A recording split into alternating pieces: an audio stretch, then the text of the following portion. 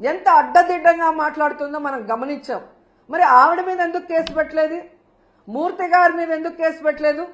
ఎందుకు బిఆర్ నాయుడు గారు క్షమాపణ చెప్పలేదని నేను అడుగుతున్నాను. ఈరోజు సాక్షిలో మాట్లాడారన్నారు, అదే మాటలు ఆయన మాట్లాడిన విధానం తప్పు కృష్ణంరాజు అనే వ్యక్తి. కానీ అదే వార్తలు టైమ్స్ ఆఫ్ ఇండియాలో వచ్చాయి, అదే న్యూస్ ఈటీవీలో వచ్చింది. మరి వాళ్ళ ఆఫీసుల మీద ఎందుకు దాడులు జరగలేదు? వాళ్ళ మీద ఎందుకు కేసులు పెట్టలేదు? కేవలం సాక్షి మీద ఎందుకు దాడులు చేస్తున్నారు? అలాగే ఎందుకు సాక్షిలో మాత్రమే ఈరోజు కొమ్మినేని గారి మీద తప్పుడు కేసు పెట్టి అరెస్ట్ చేశారని నేను అడుగుతున్నాను. ఎందుకంటే కొమ్మినేని గారి మీద ఎప్పటి నుంచో లోకేష్ కి చంద్రబాబు నాయుడుకి కక్ష. గతంలో అమరావతి భూములు 3 పంటల భూములు దోచుకొని రియల్ ఎస్టేట్ చేస్తున్నారన్న క్రమంలో ప్రజలు అక్కడ ఎవరైతే తిరగబడ్డారో, రైతులు తిరగబడ్డారో అవన్నీ కూడా ఆయన తన డిబేట్ లో ప్రజలకు అందిస్తున్నారన్న కక్షతో ఎన్టీవీ యాజమాన్యం పైన ఒత్తిడి తీసుకొచ్చి ఆయనని ఆ ఛానల్ నుంచి బయటకు పంపించారు. అక్కడి నుంచి వేరే ఏ ఛానల్లో ఆయన వెళ్ళినా అక్కడ రానికుండా గేట్లు వేయించారు. సాక్షిలో ఉన్నారు కాబట్టి ఈరోజు ఆయన మీద కక్ష కట్టి ఇటు జగనన్నని భారతమ్మని ఇరికిస్తూ అటు కొమ్మినేని గారిని ఇరికించాలని ప్లాన్ చేయడం నిజం కాదా అని అడుగుతున్నాను. ఎందుకంటే ఈ డిస్కషన్ జరిగింది జూన్ 6వ తేదీ. ఆ రోజంతా ఎవ్వరూ మాట్లాడలేదు. ఆ జరిగిన నెక్స్ట్ సెకండ్ అది తప్పు అని చెప్పి తాను తప్పు చేయకపోయినా సారీ చెప్పారు జర్నలిస్ట్ గారు కొమ్మినేని గారు. అయినా కూడా ఆ నెక్స్ట్ డే జూన్ 7వ తేదీ లోకేష్ గారు, చంద్రబాబు నాయుడు గారు పని కట్టుకొని టీడీపీ సోషల్ మీడియా ద్వారా వైరల్ చేసి ఏ విధంగా వచ్చిన జర్నలిస్ట్ కృష్ణంరాజు గారు మాట్లాడిన మాటల్ని ఇటు సాక్షికి అటు కొమ్మినేనికి ఆపాదిస్తూ తన అనుకూల పచ్చ ఛానల్స్ లో దాన్ని ఎలా విష ప్రచారం చేశారు, తమకు అనుకూలంగా ప్రచారం చేసుకొని ఆ రోజు మధ్యాహ్నం 3:09 లోకేష్ ట్వీట్ చేయడం జరిగింది. అంటే ఒక పథకం ప్రకారం చంద్రబాబు నాయుడు, లోకేష్, డీజీపీ గారు, ఇంటెలిజెన్స్ చీఫ్ వీళ్ళందరూ కూర్చొని ఇది చేయకపోతే ఈ విధంగా జూన్ 6న మార్నింగ్ జరిగిన ఆ డిస్కషన్ ని జూన్ 7 మార్నింగ్ నుంచి విష ప్రచారం చేస్తూ లేని వాటిని వక్రీకరిస్తూ తమ పచ్చ ఛానల్లో అనుకూలంగా మాట్లాడించుకొని తమకి వైఎస్ జగన్ గారి కుటుంబ సభ్యుల మీద అసభ్యకరమైన పోస్టింగ్లు పెట్టించి రాష్ట్రంలో ఉన్న అన్ని పోలీస్ స్టేషన్లో తెలుగుదేశం పార్టీ నాయకులతో కేసులు పెట్టించి ఆ వ్యాఖ్యలతో సంబంధం లేని సాక్షి మీద దాడులు చేసే విధంగా అందరినీ కూడా రెచ్చగొట్టింది నిజం కాదా అని నేను అడుగుతున్నా. ఆ తర్వాత 3వ రోజు జూన్ 8 అదే ప్రచారాన్ని తమ అనుకూల మీడియాతో కంటిన్యూ చేయిస్తూ ప్లాన్ ప్రకారం మధ్యాహ్నం 1:49 చంద్రబాబు నాయుడు ట్వీట్ చేశాడు, వీళ్ళని అరెస్ట్ చేస్తాను అని. అడిగింది కొడుకు, చేయించింది తమ పార్టీ నాయకులతో కంప్లైంట్లు ఇప్పించి తమ పచ్చ ఛానళ్లతో తప్పుడు ప్రచారం చేయించి పెద్ద మనిషిలాగా దాన్ని కేసు పెట్టి అరెస్ట్ చేస్తానన్నట్టుగా ఈయనతో మాట్లాడిస్తూ అదే పథకంలో భాగంగా పవన్ కళ్యాణ్ ఆఫీస్ నుంచి Pawan Kalyan press note release చేసినట్టు 3:40 ప్రెస్ నోట్ రిలీజ్ చేయడమే కాకుండా సాయంత్రం 6:45 పవన్ కళ్యాణ్ గారి ద్వారా ట్వీట్ చేయించారు.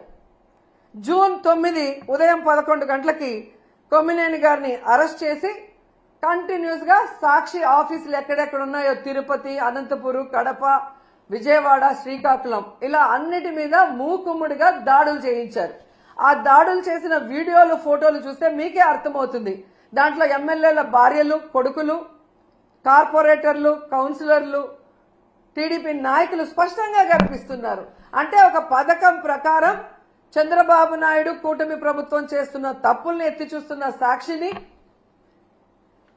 వాళ్ళు చేస్తున్న అవినీతిని ఎత్తి చూపిస్తున్న సాక్షిని, వాళ్ళు ప్రజలకు ఇచ్చిన హామీలు నెరవేర్చకుండా ప్రజలకి వెన్నుపోటు పొడవటాన్ని ప్రజలకు చూపిస్తున్న సాక్షి గొంతు నులిపేసి దాంట్లో ఉన్న సీనియర్ జర్నలిస్టుల అరెస్ట్ చేసి భయభ్రాంతులకు గురి చేస్తే ఇక మేము చేసే తప్పులు ఎవరు మాట్లాడరు, ఎవరు చూపించరు అన్న క్రమంలో ముందుకు వెళ్తున్నారు. ఇవన్నీ కాకుండా కొమ్మినేని వయసు చూడట్లేదు. ఆయన చెయ్యని తప్పుని ఈరోజు ఎస్సీ ఎస్టీ కేసు పెట్టి లోపల పెడితే ఇది ఈ రోజుతో పోయేది కాదు. మీరు పెట్టిన ఈ విత్తనం మహావృక్షమై మీ అందరినీ కూడా ముంచేస్తుందని కూడా ఈ సందర్భంగా తెలియజేసుకుంటున్నాను. ఎందుకంటే పచ్చ మీడియాకి ఎప్పుడూ బూతులు మాట్లాడటం, బూతులు టెలికాస్ట్ చేయటమే అలవాటు.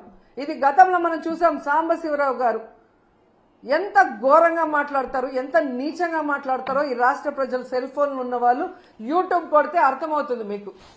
అలాగే మూర్తి గారు ఏ విధంగా వాళ్ళు వైఎస్ఆర్సీపీని అటాక్ చేయడానికే మాట్లాడి వల్గర్గా మాట్లాడించడం మనం కళ్ళారా చూస్తున్నాం. అసలు అంతెందుకు బీజేపీ నాయకుడిని విష్ణువర్ధన్ రెడ్డిని టీడీపీ నాయకుడు కొలికపీడి టీవీ5లో చెప్పు తీసుకొని కొట్టాడు.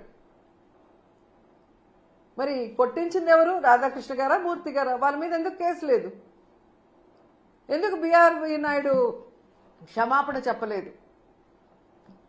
ఏబిఎన్లో ఎన్ని వల్గర్ స్టోరీలు, ఎంతమంది మహిళల జీవితాన్ని నాశనం చేసే విధంగా మినిస్టర్స్ అని లేదు, ఎమ్మెల్యేలని లేదు, జగన్ గారి వైఫ్ అని లేదు, వాళ్ళ అమ్మ విజయమ్మ అని లేదు. ఆఖరికి ఎంత సిగ్గుచేటంటే షర్మిల గారి గురించి బాలకృష్ణ ఇంట్లో నుంచి సోషల్ మీడియా ఐటీడీపీ గతంలో ఎంత వల్గర్గా ఆమె మీద ట్రోల్ చేస్తే ఏడ్చి కంప్లైంట్ ఇచ్చింది. అలాంటి వాళ్ళకి ఈరోజు సపోర్ట్ చేస్తూ జగన్ గారు, భారతి మేడం క్షమాపణ చెప్పాలి అంటే ఈ రాష్ట్ర ప్రజలు ముక్కున వేలేసుకున్నారు. తప్పు చేయని మన కొమ్మినేనిని అరెస్ట్ చేయడమే కాకుండా ఏ తప్పుడు మాటలు ప్రసారం చేయని సాక్షి ఆఫీసుల మీద దాడి చేస్తుంటే వాటిని ఖండించదు ఈ షర్మిల గారు గాని, ఈ రేణుకా చౌదరి. ఇంతమంది ఆడవాళ్ళని రేప్ చేస్తున్నారు, నరికేస్తున్నారు. అలాంటి వాళ్ళ గురించి మాట్లాడరు ఒక ఆడవాళ్ళై ఉండి. కానీ జగన్ గారు, భారతి మేడం గారి గురించి మాట్లాడాలంటే ఒంటికాలతో వస్తారు. ఈరోజు రాష్ట్ర ప్రజలకు తెలుసు జగన్మోహన్ రెడ్డి గారు కానీ, భారతి మేడం కానీ ఏ రోజు ఏ ఆడపడుచు గురించి తప్పుగా మాట్లాడిన దాఖలాలు లేవు. జగన్ గారైతే ప్రతి ఆడపడుచుని ఒక తల్లిలాగా, ఒక అక్కలాగా, ఒక చెల్లిలాగా ఎంత అభిమానంగా భావించి వారికి మంచి చేయాలన్న ఆలోచనతోనే మహిళలకి గౌరవాన్ని పెంచే విధంగా, వాళ్ళు ఆర్థికంగా ఎదిగే విధంగా, రాజకీయంగా ఎదిగే విధంగా 5 సంవత్సరాల కాలంలో ఆయన పరిపాలించి సంక్షేమాన్ని అందించారో ప్రతి ఒక్కరికి తెలుసు. అలాంటి గొప్ప వ్యక్తిని టార్గెట్ చేసి ఈరోజు మాట్లాడుతున్న మాటలు చూస్తుంటే రక్తం మరుగుతుంది. చాలా తప్పు చేస్తున్నారు తెలుగుదేశం పార్టీ వాళ్ళు. పవన్ కళ్యాణ్ గారు, లోకేష్ గారు, మీరు చేసే తప్పులు ప్రజలు గమనిస్తున్నారు. ప్రజలకు చేయాల్సిన సంక్షేమం అభివృద్ధి చేయకుండా గాలికి వదిలేసి ఈరోజు ప్రతిపక్షం అనేది లేకుండా చేసి ఈ రాష్ట్రాన్ని అమ్మేసి పారిపోదాం అనుకుంటున్నారేమో. ఈరోజు రైతుల్లో చైతన్యం వచ్చి రోడ్డు మీదకి వచ్చారు. టీచర్స్ లో చైతన్యం వచ్చి రోజు రోడ్ల మీద తిరుగుతున్నారు ధర్నాలు చేసుకుంటూ. వాలంటీర్స్ రోడ్డు మీదకి వచ్చారు. మహిళలు ఈ రోజు రోడ్డు మీదకి వచ్చారు. మీ పరిపాలనలో ప్రతి ఒక్కరు రోడ్డు మీదకి వచ్చి మీ మీద ధర్నా చేస్తున్నారు. మీ ప్రభుత్వం ఫెయిల్యూర్, అరాచక ప్రభుత్వం, అవినీతి ప్రభుత్వం, తెలుగుదేశం పార్టీ ప్రభుత్వాన్ని రోడ్డెక్కి ఈరోజు మీరు వద్దు అని డౌన్ అంటున్నారు. వాటిని సరిదిద్దుకోవడానికి ట్రై చేయండి. ఇప్పటికైనా మహిళల రక్షణ మీద, మహిళా సంక్షేమం మీద దృష్టి పెట్టండి. డీజీపీ గారితో, స్పెషల్ ఇంటెలిజెన్స్ చీఫ్ తో, కూటమి ప్రభుత్వంలో ఉన్న ముఖ్య నాయకులు, హోమ్ మినిస్టర్ కూర్చొని ఎందుకు ఇలా జరుగుతుంది, మనలో ఎక్కడ లోపం ఉంది, మనం ఎక్కడ ఫెయిల్యూర్ అయ్యామనేది తెలుసుకోండి, దాన్ని సరిదిద్దండి.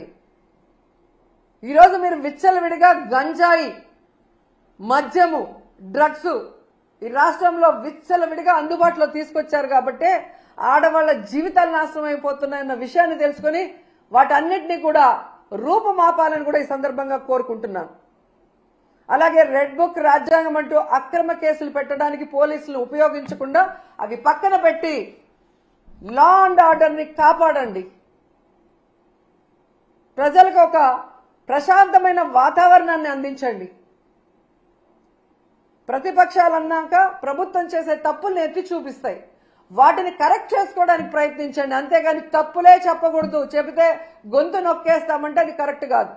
సంవత్సర కాలం మీరు ఇన్ని భయంభ్రాంతులకు గురి చేస్తూ ఇన్ని కేసులు పెట్టినా మొన్న 4వ తేదీ జరిగిన వెన్నుపోటు దినం చూశారు కదా, ఏ విధంగా జనాలు బయటకు వచ్చి మీ మీద వ్యతిరేకతతో, మీ మీద అసహ్యంతో మీరు వద్దు అని చెప్పి రాష్ట్ర వ్యాప్తంగా నిరసనలు చేశారో గమనించండి. అవన్నీ డైవర్ట్ చేయడానికి ఈరోజు కొమ్మినేని గారిని అరెస్ట్ చేసి డైవర్షన్ పాలిటిక్స్ చేయాలనుకుంటే రాష్ట్రంలో ఉన్న ప్రజలు వెర్రోళ్ళు కాదు, చాలా తెలివైన వాళ్ళు, అన్ని గమనిస్తున్నారు. సో ఇప్పటికైనా అక్రమ కేసులు అనేది పక్కన పెట్టి కొమ్మినేని గారి అరెస్టు ఖండిస్తున్నాం, ఆయన్ని వెంటనే విడుదల చేయాలని డిమాండ్ చేస్తున్నాం. అలాగే సాక్షి మీద దాడులు చేసిన తెలుగుదేశ జనసేన నాయకులు ఎవరైతే ఉన్నారో ఆ ఫోటోలు వీడియోలు చూసి వాళ్ళందరినీ కూడా అరెస్ట్ చేయాలని కూడా ఈ సందర్భంగా తెలియజేసుకుంటున్నాం. లేదంటే జగన్మోహన్ రెడ్డి గారి లాగా లాస్ట్ 5 ఏళ్ళు, అంతకుముందు రాజశేఖర్ రెడ్డి గారి లాగా మంచితనంతో రాబోయే కాలంలో ఉండబోయేది లేదు. 10 ఏళ్లలో మీరు ఎంత మాట్లాడినా మిమ్మల్ని పట్టించుకోలేదు, కానీ ఈ రోజు పట్టించుకుంటాము అని కూడా మీకు హెచ్చరిస్తున్నాం.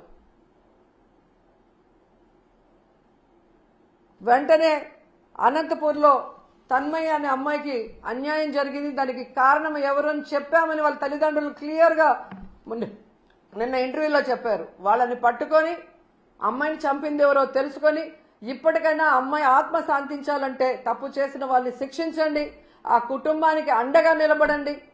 అలాగే పరిటాల సునీత గారి నియోజకవర్గంలో ఒక అమ్మాయిని ఇన్ని నెలలుగా రేప్ చేస్తుంటే మరి ఆమె ఏం చేస్తుందో నాకు అర్థం కావట్లేదు. ఒక మహిళగా, ఎమ్మెల్యేగా ఉండి తెలుగుదేశం పార్టీ వాళ్ళని క్లియర్ కట్ గా పేర్లతో కూడా ఇచ్చారు. వాళ్ళని అరెస్ట్ చేసి వాళ్ళని కఠినంగా శిక్షించాలి.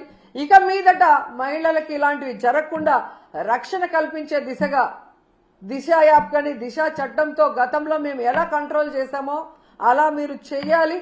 వాటిని నిర్వీర్యం చేసి మహిళల జీవితాలతో చెలగాట మాడితే మాత్రం ఒప్పుకునే పరిస్థితి లేదు అని చెప్పి హెచ్చరిస్తున్నాం.